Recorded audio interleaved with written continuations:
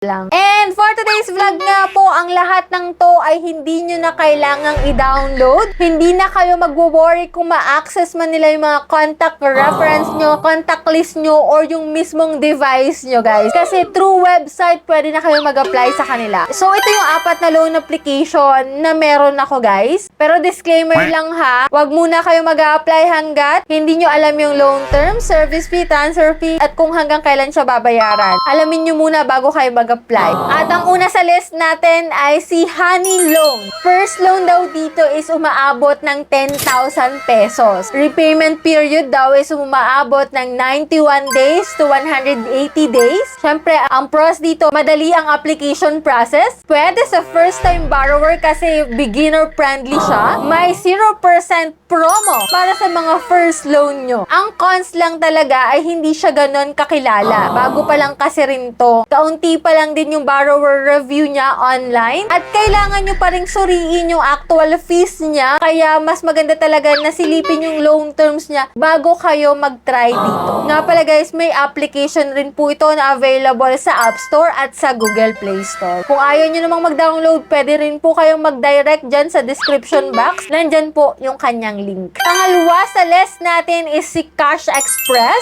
7 days to 14 days. At yes, 0% interest po sa unang loan mo sa kanya. Maximum loan amount sa first timer is 10,000 at 20,000 naman kapag repeat borrowers. So dito guys, ang cons niya, syempre kung wala kang pambayad, within your due date, halimbawa 7 days, pwede mong i-extend ulit yon ng 7 days.